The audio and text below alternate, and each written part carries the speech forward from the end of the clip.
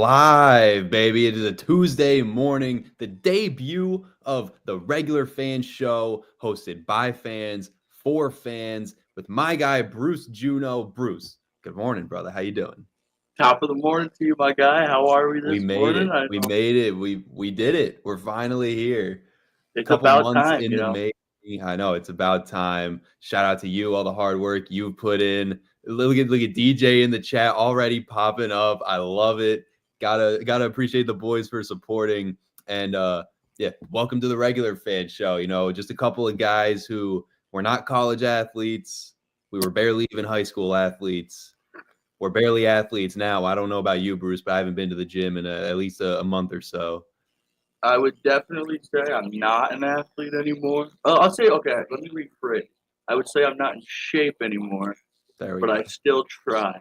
Exactly. We still try, and we're going to try to deliver you our sports takes coming from someone watching from the sidelines, just like most of us out there are. And that's the gist right here of the Regular Fan Show. So thank you, everybody, for tuning in. The debut, we're finally live, and we got a lot of stuff to get into, Bruce. I know we were hard at work last night getting this outline ready. We got a little Lions Vikings from Sunday Night Football that we're going to dive into. Huge matchup, big game. Bit of a disappointing game, if you will, in terms of excitement, but we'll break that all down for you. The NFL draft order is officially released, so we got our mock drafts that we'll be doing later on in the hour. See if our top fives match up. I'm not sure if they will. I got a couple surprises in here, Bruce, that I don't know if you're expecting.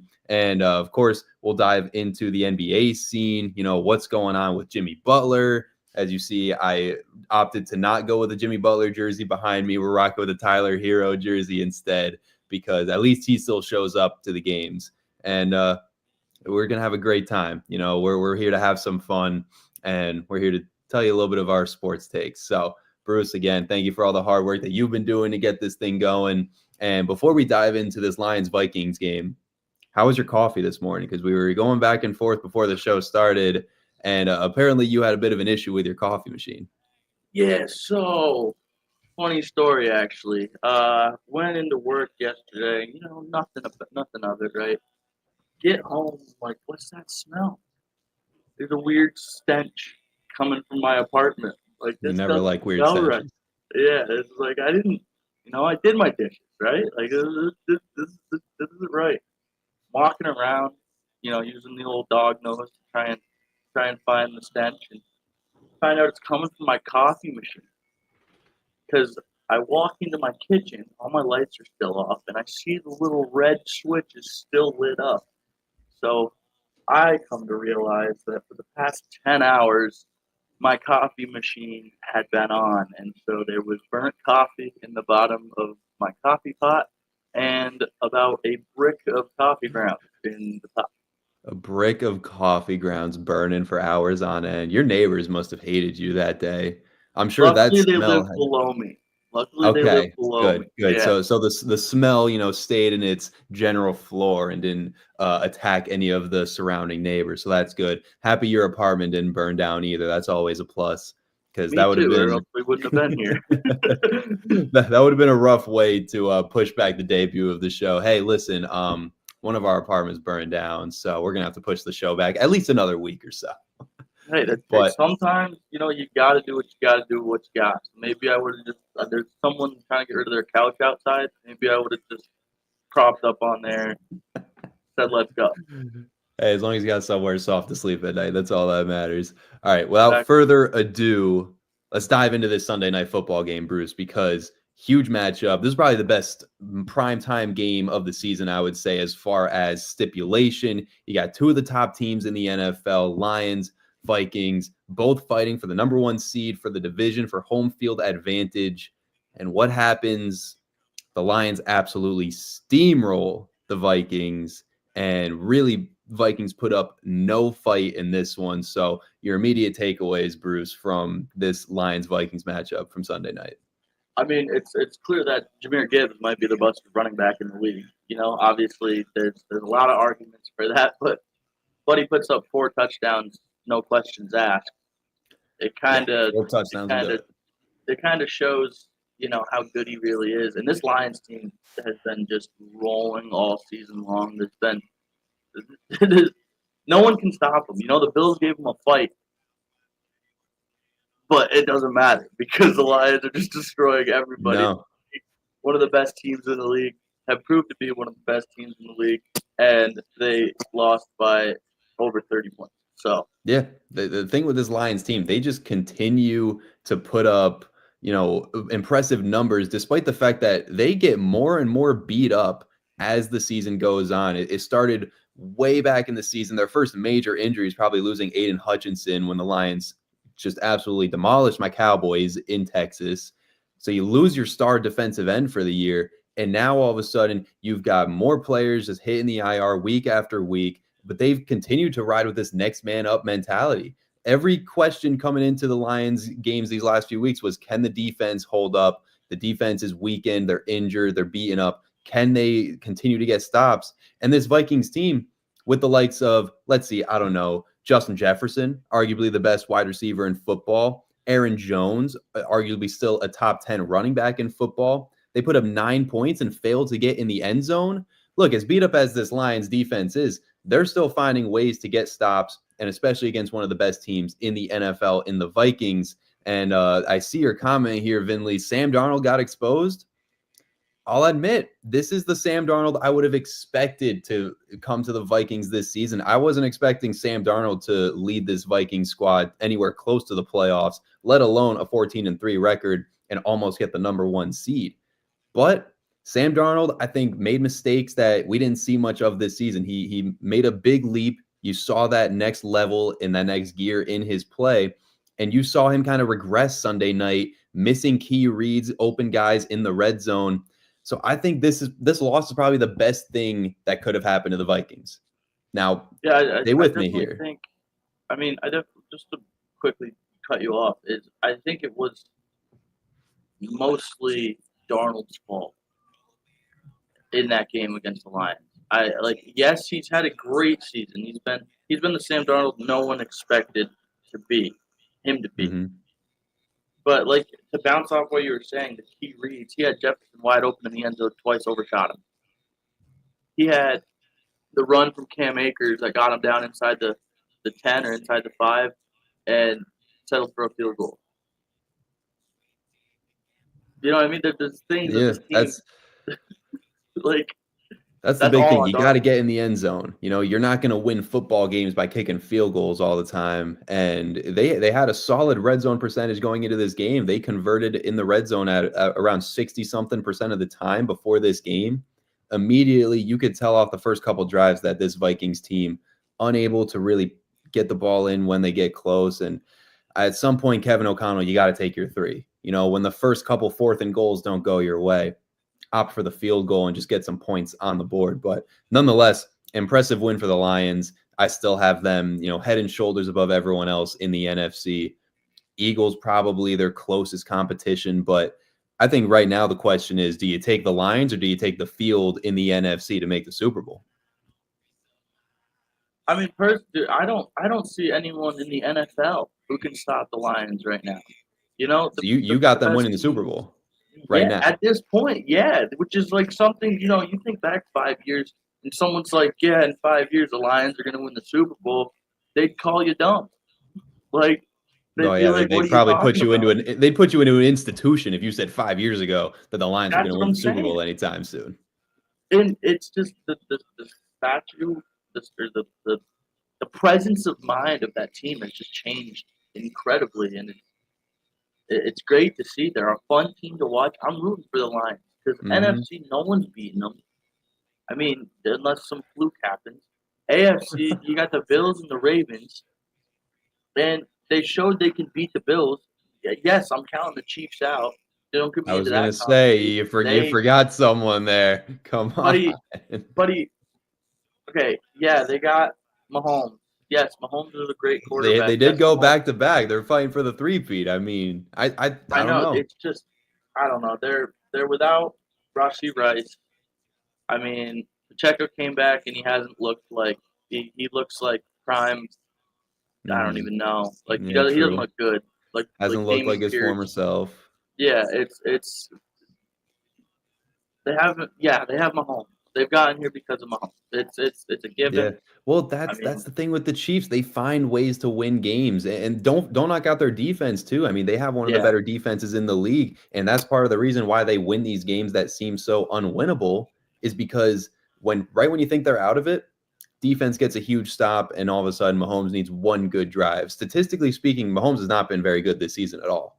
But they find ways to win games, whether it has some help to do coming from the refs, whether it's because of whatever voodoo magic that Kansas City has going on in Arrowhead that continues to help them win somehow.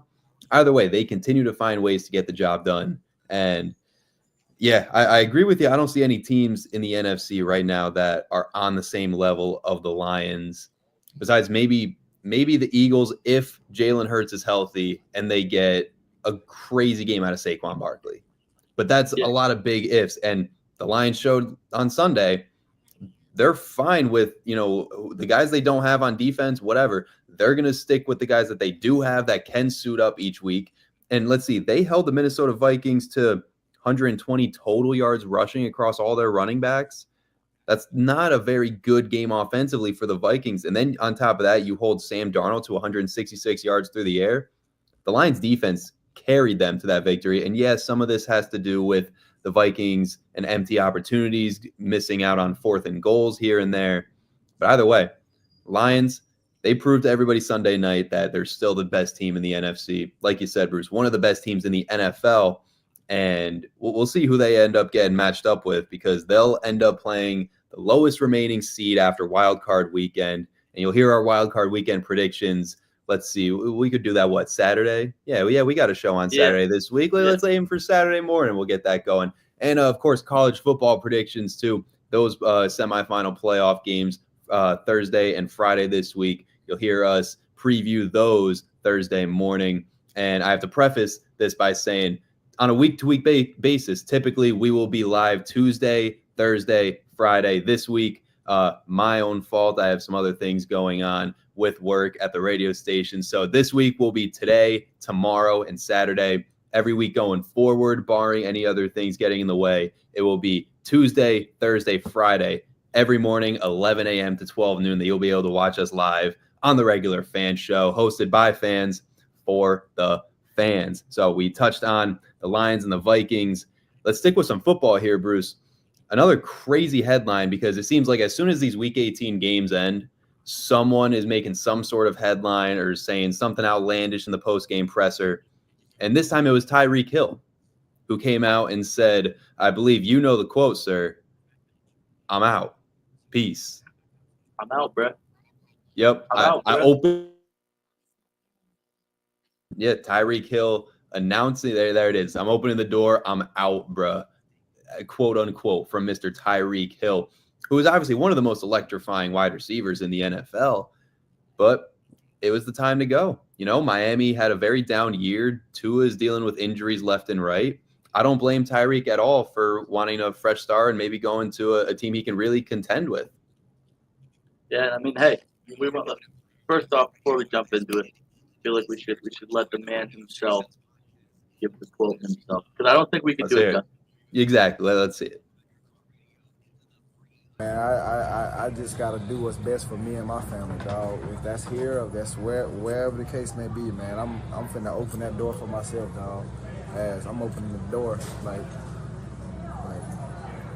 I'm out, bro.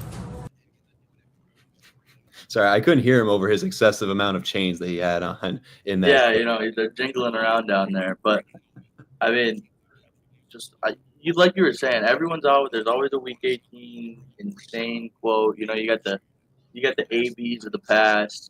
But I wasn't necessarily expecting it from Tyreek Hill. But at the same time, you got to realize the career that this guy's had. Like he's never missed the playoffs. He was one of the best players. He still is one of the. I don't know why I said he was. He still is one of the best players in the league. When he was on the Chiefs, one he of the was best one of the best wideouts. players in the league. And Absolutely. now, if Tua stayed healthy this year, I do think the Dolphins make the playoffs. I do want to preface it by saying that. But at the same time, do you blame Tyreek Hill? I don't blame him whatsoever. I mean, with everything going on with the Dolphins this year, I think he sees the writing is on the wall. They don't know what the future of that organization looks like. They have some bright spots. Devon Chain in the backfield, great. Jalen Waddle, bit of a down year, but still a solid wide receiver.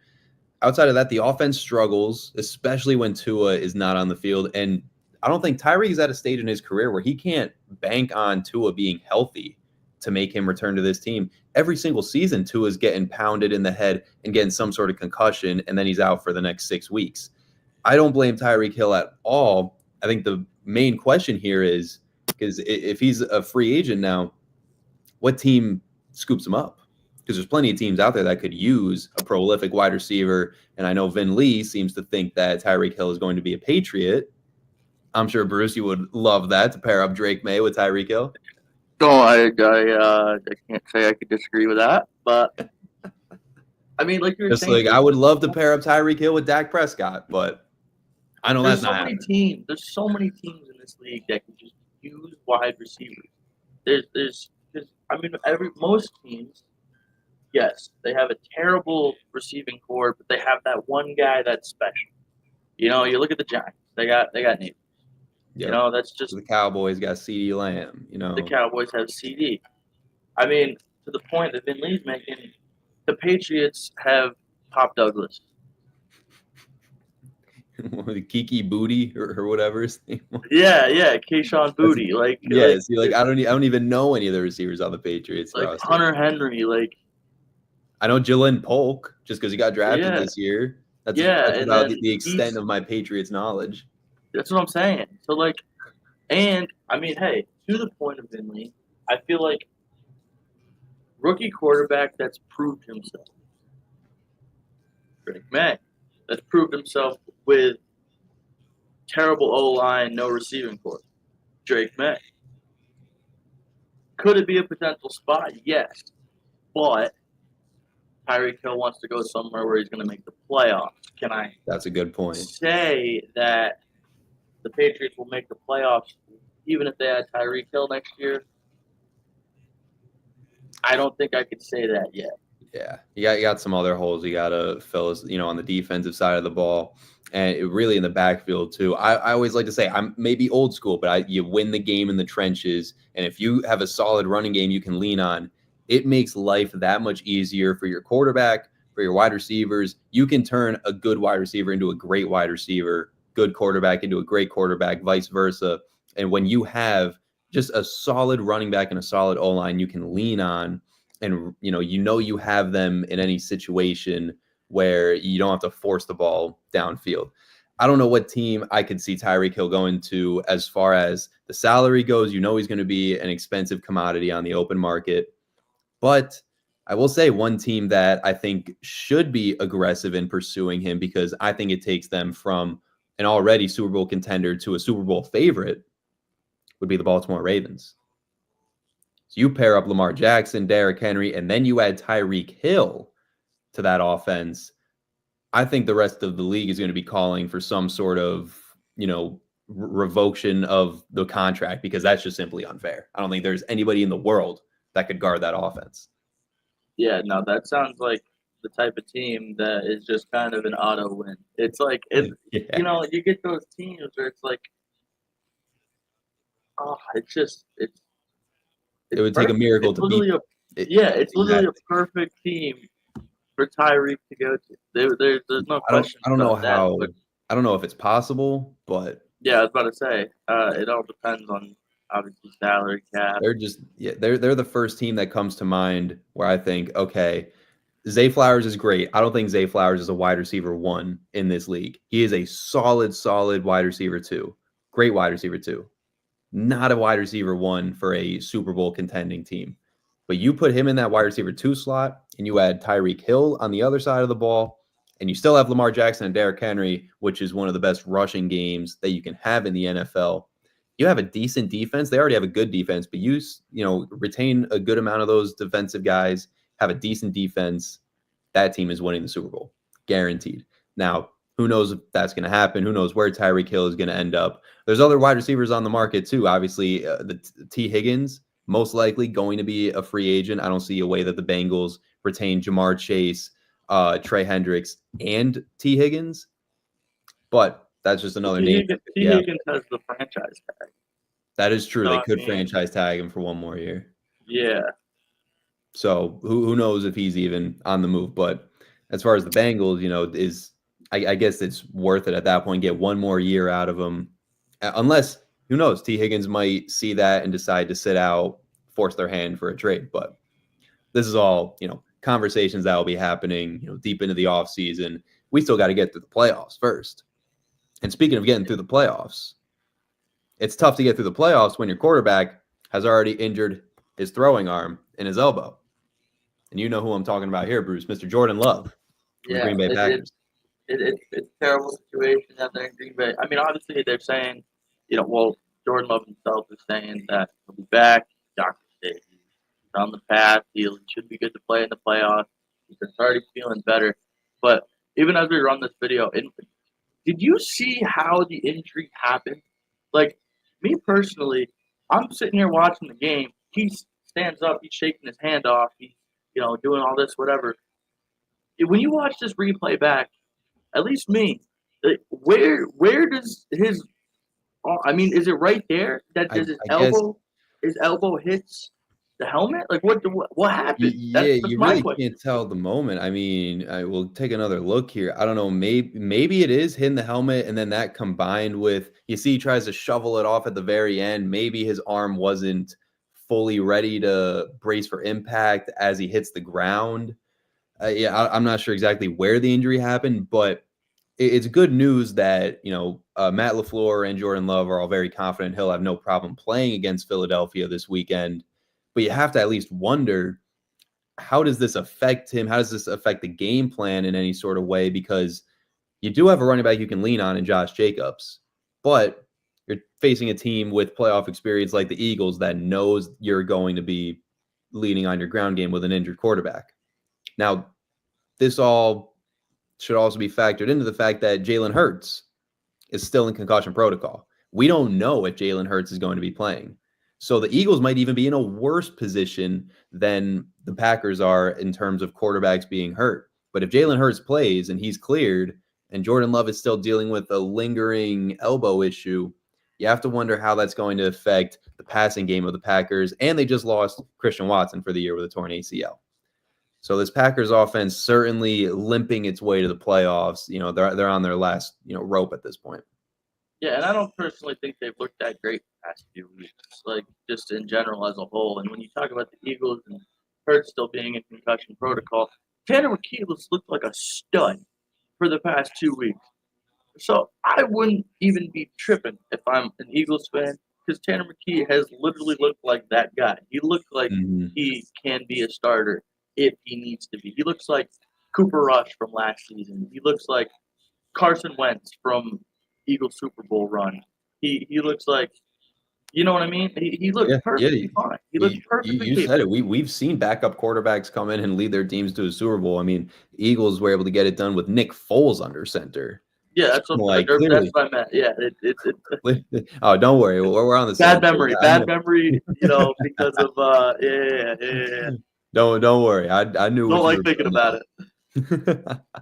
But you're right. This Packers team has struggled the last few weeks. I mean, you go back to their Week 17 matchup against against the Vikings, lose that one by 2. Tough one. Vikings, as we were saying, great team, but certainly you would have liked a win against the Vikings there to gain yourself some momentum. Then you lose to the Chicago Bears, who haven't beaten you since 2018. And I understand Jordan Love missed the second half of that game with, the elbow injury, but come on, you lost to the Chicago Bears and you want to talk about, all right, is this elbow injury going to be bothering him? If it's bothering him just a little bit, I don't know. Malik Willis isn't going to lead you past the Eagles. There's no way that's happening. So this Packers team, certainly a lot of questions. And, Vin Lee, you make a good point. Packers don't have a real wide receiver one. They have a bunch of solid guys, Romeo Doubs, Dontavian Wicks, Tucker Kraft at tight end, but Christian Watson before he went down with the ACL injury. A lot of good wide receivers. Yep, Jaden Reed. Jaden Reed's probably the closest thing they have to a wide receiver one. And even he is still coming into his own in the league. He's only been in the league a couple seasons now. So this Packers team, their offensive unit, especially in the wide receiver room, very inexperienced. I think we saw last year they had one phenomenal game against my Dallas Cowboys, which was obviously a heartbreaker. And from there, we kind of jumped to these expectations like, oh my God, the Packers are going to be NFC contenders the next 5 years. Let's slow our roll a little bit. They did a great job at going out and acquiring Josh Jacobs, which makes life that much easier for Jordan Love and all these wide receivers. But they still need a guy that they can lean on in the passing game before I'm ready to really consider them a Super Bowl contender. Mr. Perna, Tyreek to the Packers. That would be something. And that's a possibility too. Like, obviously, I think he'd be better on the Ravens. I think the Ravens would it'd literally be playing a team of all-stars offensively. Yeah. But like, that's another team where it could be a perfect fit. Yeah, you throw in, we talk about how the Packers don't have a real wide receiver one. That means they have wide receiver one money available to them, I would think. So they're actually a team that has the opportunity to go out and offer a guy like Tyreek Hill a contract. And real quick, just because Mr. Vin Lee wants us to touch on it, the Jets are absolutely horrible. This isn't news to anybody. We knew that the Jets were going to be trash, even with Aaron Rodgers under center. I mean, what do we expect here? I mean, just talking, like, yeah, we'll touch on the Jets really quickly. A lot of people had high hopes for that franchise once they brought in good old A-Rod, but exactly. But you know what? I feel like off field he could cause a little bit too many problems, especially for a team that's already subpar at best. He can be a distraction for sure. And so, they bring in Devontae Adams because of, we all know the real reason, because of Aaron Rodgers. They have Garrett Wilson. They have Breece Hall. Potentially could be a top 5 running back in the league. They have potentially, on paper, they have probably a top 5 offense in the league. On paper, yes. And that's why the expectations are so high. Defensively, think about who they have defensively. Sauce Gardner, Quinnen Williams. Yeah, they have some solid guys on the defensive side of the ball too. So, I mean, I love to see it.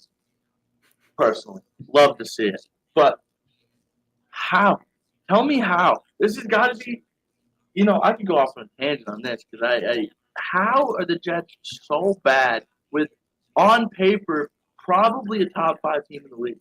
Well, I'll tell you how, Bruce. Coaching. They haven't had a good coach since Rex Ryan. Bring him back. Bring him back. Supposedly, Rex Ryan is confident he's going to be back, but yeah, he's not going to deal with Aaron Rodgers' country club. No, that exactly, and that's a good quote from Rex Ryan because that's, I think, depending on the system you want to run, that can work. He's one of the last few old school Bill Belichick-esque coaches that will take no nonsense, no BS, and just tell you to go out and play the way you're supposed to play. Does that work nowadays is the question, because let's look at the coaches that are successful. Aside from Andy Reid, because we know he's been a successful coach for a long time, the Sean McVay effect, if you will. Sean McVay, young, offensive-minded, won a Super Bowl. Kevin O'Connell, young, offensive-minded, led the Vikings to almost being the number 1 team in the NFC if they were able to just beat the Detroit Lions. With a Sam Darnold coming off a season where he looked like he'd never play in the league again. Yep. And I just because I know he's one of the hottest coaching candidates out there right now, Ben Johnson, another young guy with an offensive-minded system that he likes to put in place. So bringing back Rex Ryan, I think the nostalgia factor certainly helps. The fans will be happy to have him back. He'll be happy to be back. But will the offense still be able to succeed? When you have guys like Garrett Wilson and Breece Hall who are still young and on these rookie contracts, you got to capitalize while you can, because those guys are going to get paid. And if you're not going to be willing to pay them, they're going to get paid elsewhere. So the clock is already starting to tick on the Jets when it comes to the guys like Garrett Wilson and Breece Hall. And I don't know if you can afford to try one more year with Aaron Rodgers as a 42-year-old quarterback under center. I mean, I don't care how many ayahuasca retreats he goes on, he's still coming back as a 40-something-year-old quarterback coming off a torn Achilles in his first year with the Jets. I don't see Rex Ryan coming to the Jets and helping them out. But you know what will help them out? If they made a good draft pick. Because now we officially know what the NFL draft order is looking like. And I know the Patriots are no longer the number 1 overall pick. It is now the Tennessee Titans. I don't want to talk about it. Well, you have to. It's on the outline for the show. We planned this whole thing. We made mock drafts and everything, Bruce. You can't back out on me now. We can just skip it. No skipping it. NFL draft order is out. And we've got the Titans at number 1, Cleveland Browns number 2, New York Giants, who had the number 1 pick until they decided to go out and Drew Lock was going to show that apparently he's one of the best QBs in the league, putting up 45 points on the Indianapolis Colts. So they lose the number 1 pick and fall to number 3. New England Patriots sitting at number 4. Yep, let's slide right on past that. We're good. Yep, on to the Jags. Here we go. Yep. Jacksonville Jaguars at number 5. Patriots fell to number 4 because they decided to beat the Buffalo Bills. Yo, big dub though. Big dub. Big dub. Jerod Mayo in his final game coaching as a Patriot gets the win. We'll get into that later. I don't want to talk about that till we absolutely have to. So at least Jerod Mayo is going out on a high note, getting the victory. I wonder what that post game in the locker room was like, where he knows some of those guys in there, like not the players, the players go out to win the game, but some of those guys, whether it be on the coaching staff or in the front office, in the locker room, are sitting there like, why the hell did this guy win this freaking game? We could have had Travis Hunter at number 1. And I want to know what that interaction was like. Hey, congrats on the win, coach. What the hell were you doing? But besides the point, another team that fell quite a bit, the Las Vegas Raiders, they held the number 1 pick for a while throughout the regular season, decided to randomly win a couple games down the stretch. They fall to number 6. New York Jets, speaking of, they're at number 7. Carolina Panthers at number 8. New Orleans Saints at 9. And Chicago Bears rounding out the top 10 in this NFL draft. So a lot of, potential, like a lot of teams with high potential. You look at a team like the Bears, just drafted Caleb Williams number 1, still plenty of potential in that offense, especially with Rome Odunze and DeAndre Swift and all those weapons that Caleb Williams has. Carolina Panthers, Bryce Young has started to turn a corner. He's showing that he can be a starting quarterback in this league. You look at a team like the Raiders. Adam Thielen, just let me touch on that real quick. Why does Adam Thielen comes back, he looks like better than when he got drafted? Adam Thielen looks like the man. He does. And he's made Bryce Young's life so much easier. That 100%. The benching had a huge impact on Bryce Young. And it goes to show that when, especially for young players in this league, you got to give them time. We keep bringing up Sam Darnold too, another example. Absolutely atrocious when he was on the Jets. Not even that good when he was on the Panthers. Now all of a sudden he's one of the better quarterbacks in the league. It might be a fluke season. We'll see what happens next year. But right now at this present moment, Sam Darnold is a great quarterback in the league. Baker Mayfield, garbage on the Cleveland Browns. Not good on the Carolina Panthers. Had one drive on the LA Rams where he led them down the field for a game-tying or game-winning touchdown. And that one drive alone, he had one opportunity. He completed it, and all of a sudden gets a contract from the Buccaneers. He looks like one of the most improved players in the league, leading the Buccaneers to the playoffs the last 2 years. So you got to give these young quarterbacks time and really give them some consistency to develop. And, that's something that Bryce Young didn't have at first. Now he's finally got it. A lot of these guys are so quick to label players busts after 1 year. I mean, Caleb Williams, he's not a bust. He just had one rough year where the Bears, with lack of a better term, are an absolute train wreck. They need offensive linemen. That like they have Keenan Allen, they have Rome Odunze, they have DJ Moore, they have DJ Moore, DeAndre Swift, they have Caleb Williams, and then they have 5 guys on the line who look like they've never played football in their life. It looks like me and you could be on the Chicago That's Bears what I'm saying. offensive It's like Caleb line. Williams has negative 2 seconds in the pocket. They Yep. can't run play action. Hey, watch Like, the B gap. Watch the B gap. Caleb, you That's what good? Oh, That's what I'm saying. It's like it's honestly just funny. Like it's those comical. guys. It's the fact that you have to run play actions every now and again, but they can't. Like Every time they try, Caleb's on the ground. they, I mean, yeah, their defense. Finley said it perfectly. Their defense perfectly fine. They're perfectly fine Yeah. defensively. They have 5 guys up front who I don't even know. I think they know where they are. mm-hmm. I don't Yeah, know if they know what they're supposed to be doing because it's not what they're doing. Yeah, they need to completely reset that offensive line. And Vinley, another good point. They need coaching. I mean, for the first time in their history in 100 years, they fired a head coach mid-season. And again, when it comes to having young quarterbacks, they need consistency. You can't expect a quarterback to get drafted in the NFL. I don't care if they played 10 years in college and they're 30 years old coming out of it.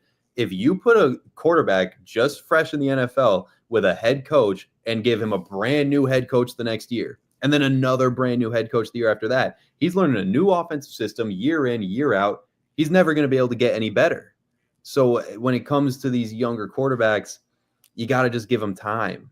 And that's where, especially when we're talking about the draft and we're talking about guys, will this guy fix this team? Will this guy bring this team to the promised land?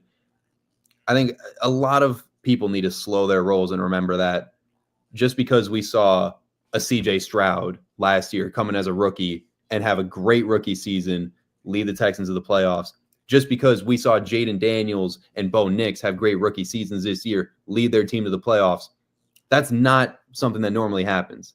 That is a once in a blue moon thing that you will really probably not see again for another 3 or 5 years. I don't see any of these quarterbacks in this upcoming draft leading whatever team that picks them to the playoffs in year 1.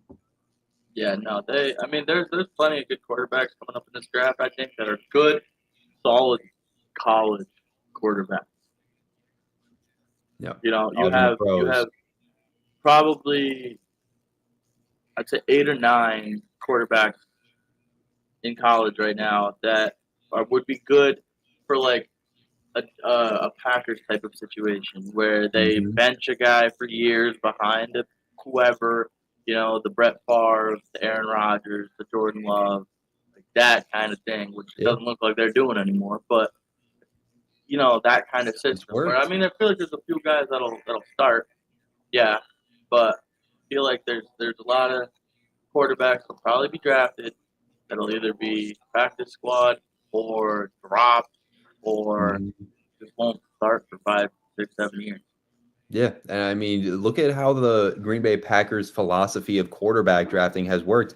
They go right from Brett Favre to Rodgers to Jordan Love. 3 franchise quarterbacks back to back to back without a single miss in between. That's unheard of in the NFL for teams to hit back to back to back all on quarterbacks and never have to deal with, a bust or making the wrong choice here and there. But speaking of quarterbacks, we already know that one's probably getting drafted number 1 overall. That's why we spent our mornings, Bruce, putting together our mock drafts of the top 5 now that this draft order is out, and now we finally know who is probably going where. So, without further ado, let's dive into it. Let's dive into the mock drafts. We'll start one by one, see if our picks line up. And I'm curious, Bruce, who do you have? The Tennessee Titans, who just fired their GM, breaking right before the show went live. Yep. Who are the Titans drafting at number 1 to try and save this franchise? Pop that up there real quick. Titans fired their GM. Yep, cool. All right, good job, everybody knows. All righty. Good job, producer. Yeah, woo! We're the first overall pick in the 2025 draft. Tennessee Titans select Cam Ward, quarterback, University of Miami. See, I have the Titans drafting. I think you have Shedeur Sanders. Oh, you Carson Beck. What? I was about to say. No. I've got the Titans also taking Cam Ward. I think he was just the more impressive individual player compared to Shedeur Sanders. Shedeur we saw a lot more of him because of obviously the media attention the Colorado team got with Coach Prime and Travis Hunter. And I mean, Cam Ward, he's played at least 4 seasons in college. He's seasoned. He has the most touchdowns in FBS history. So he's one of those guys that you can actually picture getting drafted and immediately making an impact. He might not, immediately bring you to the playoffs or anything, but I don't think we're going to have a Caleb Williams-esque situation where a player doesn't look very good their rookie year. And granted, the whole Caleb Williams thing has a lot to do with the O-line and coaching and whatnot. But the Titans, I wouldn't expect that much better of a situation to come into. I mean, you want to look at a team that doesn't have that many bright spots to it.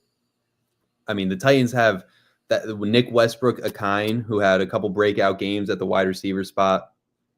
I don't know what else the Titans really have going for them. So I think Cam Ward is really your better option, and you're more confident in him to actually play smart football. And, Shedeur Sanders, I see him being more of a raw athlete, super good arm strength. But I don't know if the decision-making is going to be on that NFL level right away. And that's why I think Shedeur Sanders is probably going to be the second QB off the board. Yeah, I agree that he will be the second QB off the board. And I feel like I wouldn't look too much into the record. Obviously, yes, he has that record, that FBS record. But you know who else has a record coming out of college? Bailey Zappi. So that's true. That is I true. wouldn't dive too as much as like he has proved to be a stud. Obviously, coming from a bigger school than Bailey Zappi came from, yada yada yada. But I would just be a little cautious when it comes to looking into records because we've seen who else came out of college. Yeah, I mean, he broke. I'm pretty sure Case Keenum held the record for most touchdowns before Cam Ward broke it. And Case Keenum had a decent NFL career, but he's no franchise quarterback by any means. Exactly. So I'd be a little cautious looking at records, but at the same time, I think Cam Ward's NFL ready. Exactly. He's got the experience in college, plenty of years playing. He's the most NFL ready guy. 100%. All right. Who do you have the Cleveland Browns taking at number 2? I have at number 2 the Browns taking Travis Hunter. I have the Browns taking Travis Hunter. And hear me out. When have the Browns ever made a good decision in their life? Well, let's see. There was Myles Garrett. That's about it. Okay. All right. Well, that's a fluke. But anyway. That's just because he was by far the best player on the board. He would have gone number 1 no matter who was out there. I was about to say, Myles Garrett was just he's the man. He's the man. But I think Travis Hunter will go to the Browns because I think that the Browns will feel like their quarterback situation's not too bad, and they really they need some offensive weapon because. Jerry Jeudy, I think he has potential to be a great receiver in the league. He just has never been put in a good situation. And I think they'll just be like, oh, big, shiny colors, big, nice guy, won Heisman, woo! And then they'll take him. Okay. Well, Bruce, we're 2 for 2. I also have the Browns taking Travis. Oh, there we go. All right, you gave me a look, dude. I was like, that's why, because I thought Travis Hunter going number 2 was going to be my big shock of the mock draft. Having the Giants able to still get a quarterback at number 3, because if Shedeur did go number 2 to the Browns, I feel like the Giants would have to just end up taking Travis Hunter because he's the best player and your quarterbacks are already gone. But I have the Browns taking Travis Hunter because you bring up their quarterback situation. Look, they're stuck with Deshaun Watson at least another, 2-3 years. So what? And you're just going to draft a quarterback at the number 2 overall pick and then bench him for Deshaun Watson? All right, fine. We saw how that worked in New England. Yeah, true. Give him some time to develop, fine. But now you're pretty much wasting a number 2 pick. Yeah, exactly. Number 2 pick. You at least want this guy to start right away. You take a quarterback late in the first round, second round. All right, fine. Bench him a couple years. Let him get his feet wet in the NFL. But number 2 overall, you're expecting this kid to start right away, or at least start within the first few weeks of the season. The Browns already locked in with Deshaun Watson. He's got 2, thank you, Vin Lee, 2 fully guaranteed years left. making what, 48, 50 million dollars, Yeah. some ridiculous number, worst contract in professional sports probably right now. The Browns are doing themselves no justice or no satisfaction by taking a quarterback at number 2, because now you have that decision. Do we start the guy we just took at number 2 in the NFL draft and bench the guy we're paying $50 million? Or do we start the guy that is making $50 million and we kind of have to start him and then just have this number 2 overall pick sitting on the bench? So I don't see the Browns taking a quarterback, because I don't think it's smart for them at all when they're stuck with Deshaun Watson. And no one's going to trade for Deshaun Watson either. Nobody wants him on their team. And I mean, it's a similar situation to the Patriots this season. Like, I mean, we didn't pay Jacoby, an arm and a leg, but we drafted Drake May 3rd overall and didn't start him for 6-8 weeks. Mm-hmm. Like, what? You could like tell he that was in the decision NFL already. Yeah, I was gonna say that decision alone, I feel like got Gerard fired. Certainly could have, because nobody would have expected much from this Patriots team, even if Drake May started the whole year. But I was calling for it as well. I was very shocked when they decided to start Jacoby Brissett for the first few weeks of the season. I hated my life. Well, I mean, listen, it can't always be Super Bowl or bust every year. All right, I know you Patriots fans were a little spoiled for a long time. All righty. I ain't that old. Welcome to the NFL draft, where sometimes you get high picks and you got to make the most of them. Number 3, New York Giants. Shedeur Sanders. Yeah, of course. I mean, we're sticking with Drew Lock, baby. It's Drew Lock season. Yep. Let's get Kelvin Banks from Texas to protect Drew Lock's weak side or blind side and go from there. That's what I'm saying, bro. You just gotta hit the Drew Lock. I love his little. He's got his little thing he does. He probably looks a little cooler than me doing it, but my favorite part of Drew Lock having that great game against the Colts was everybody started posting the video of him when he was on the Broncos on the bench. Whatever song was playing, and he's sitting there. He's yeah. And like at that moment, I remember Broncos fans were like, "This guy's the future. This guy's got aura. He's the franchise." And well, that was clearly not the case.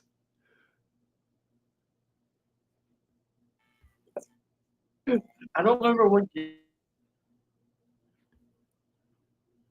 threw it. He had a pass.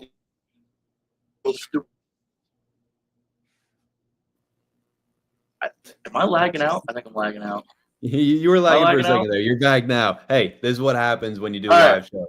Things happen. He's back. Hey, it be what it be, and it is what it is. But anyway, yeah, he scored. He does like his first pass, touchdown, whatever, something. And he did his little backpack celebration thing, and everyone's like, "Oh yeah, he's a stud." And then I forget who it was. Somebody sacked him and just stood over him and went, "Yeah, but just." Listen, life comes at you very quick in the NFL.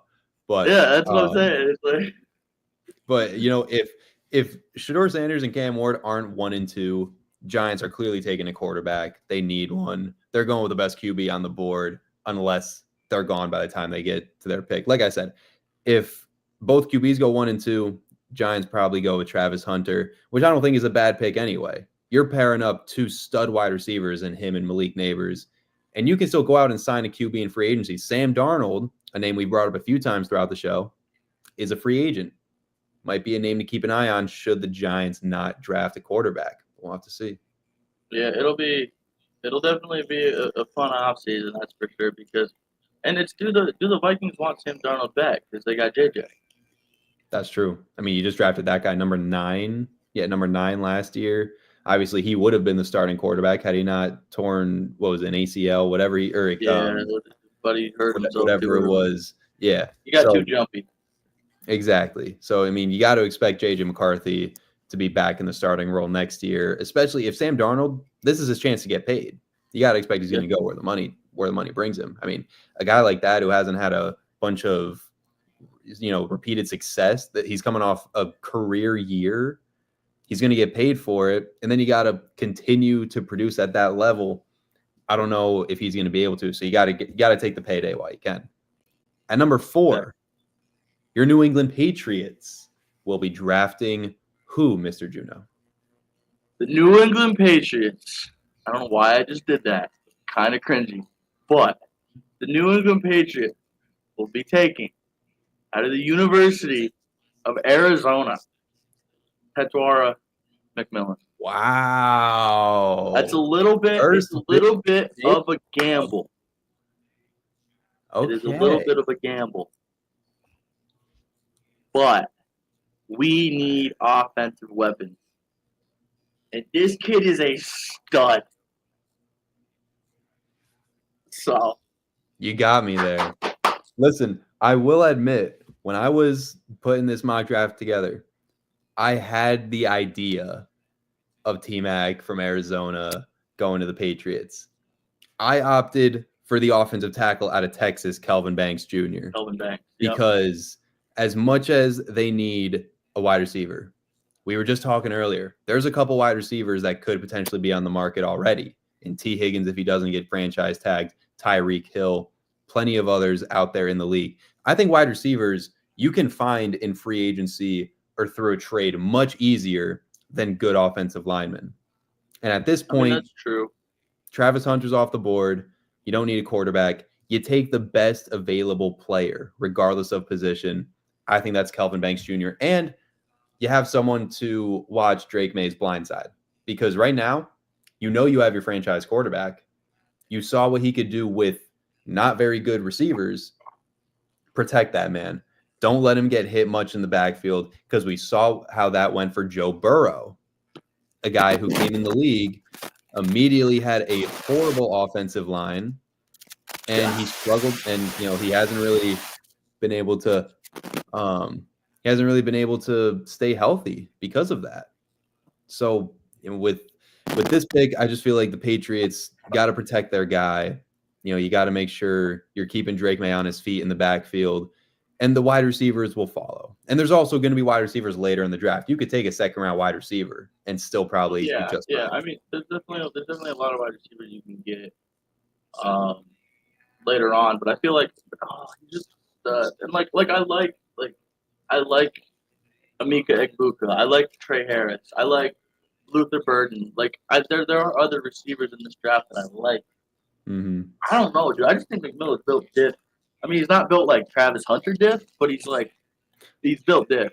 Yeah, and I feel like having the young quarterback, young receiver, grow and bond and sprouts into, spread their wings and fly. Yeah, dude, together. You know what I mean? I get like a Josh Simmons, a Kelvin Banks, what's his face, Josh Connolly. I get having one of those guys, but all right. Hey, I think we couldn't agree on every pick. Yeah. And who do you got going at 5? At 5 to the Jacksonville Jaguars. I think at number 5 we see our first fully defensive, because I guess Travis Hunter's half offense, half defense, but our first full-time defensive player off the board to the Jacksonville Jaguars will be Will Johnson out of the University of Michigan. Because the Jacksonville Jaguars, they need that defensive help. They were one of the worst teams in the league and enforcing turnovers. They only had, I think, 5 or 6 interceptions the entire year. And this is the best corner on the board.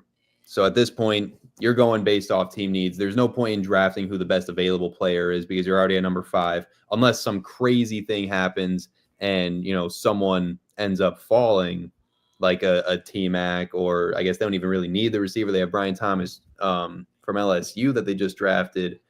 So I just feel like the Jaguars need to look defensively here and take the best defensive player on the board. And they already have Trayvon Walker that they drafted out of Georgia 2 years ago, who's had back-to-back 10-sack seasons. So your edge rushers are pretty solid. You don't need to spend a top 5 pick on an edge rusher. Get your lockdown corner and finally, hopefully, force some turnovers on the defensive side of the ball.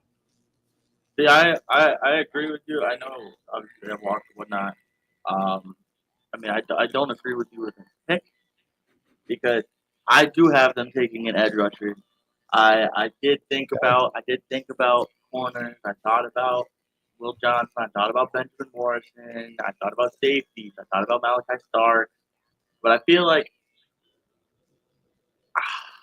I mean, I get what you're saying with the cornerback. Having two edge rushers to bounce off each other is certainly Yeah, a so good luxury. that's why I think with the fifth pick that they will take Abdul Carter out of Penn State. Okay. I just feel like he's a top 5 pick. Like there's, and obviously you're gonna have the offensive like weapons that are going early, but I feel like this guy, he's not gonna fall. I think he's just too good not to fall. But I also could be wrong. Yeah, I mean, at that point in the draft, Jags might be better off just taking the best defensive player available, regardless of position, and that may very well be Abdul Carter. Yep. Oh, they need all the defensive help they can get. You know, they were one of the worst teams defensively in the entire NFL. So I see your point. Just take the best defensive player you possibly can and figure out where you're going to fit him in later.